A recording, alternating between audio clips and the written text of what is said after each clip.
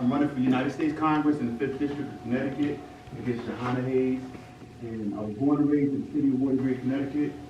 I'm passionate about representing this district, and I know what it takes to win. We have to have a winning strategy, and the strategy that we have to take on is actually going into the urban community. For far too long, the Republican Party has let the city be overran by the Democrats. I have a winning strategy, and the strategy that I have is I'm bringing President Trump's policies to the urban community, but I'm interpreting the policies correctly.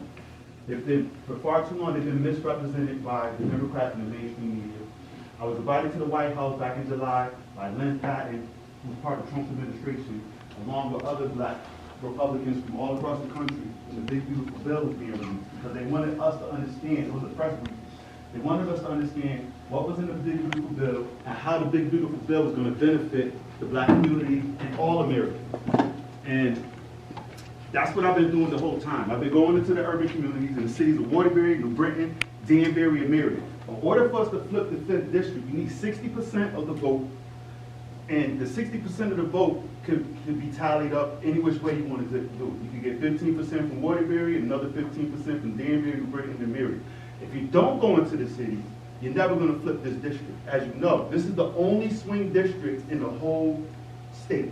Our Cook Partisan Index rating is the D+3 rated district.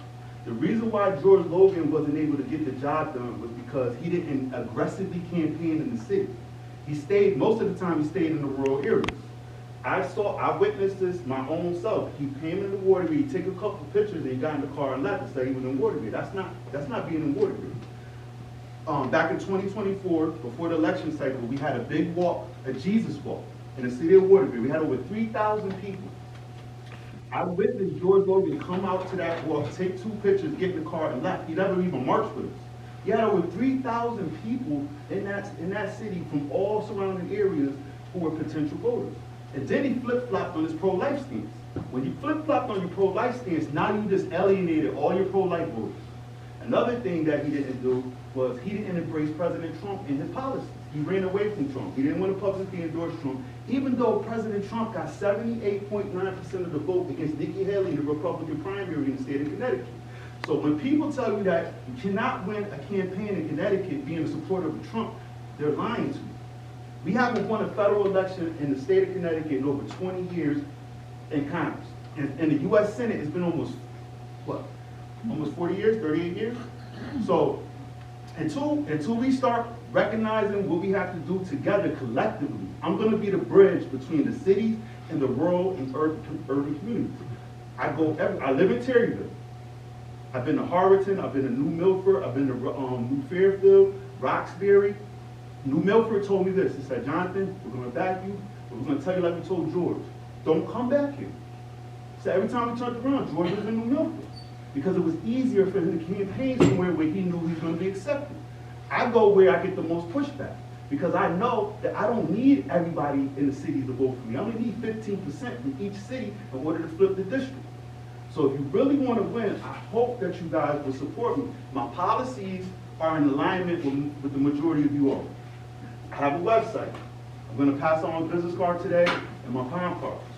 And I'm telling you, if you keep me on the ticket, I'm going to attract more people to the Republican line that never voted before. It's going to benefit everybody, even the people that's running for governor. I met Christopher Shea. I like him. I met his wife. Beautiful people. But I'm just being honest. He cannot be Johanna Hayes. His personality, he's not an aggressive person. You got to be very assertive to go against Johanna Hayes. You can't run a nice guy campaign. He looks good on paper. He's a naval SEAL. He served this country well, but that's not going to be good enough.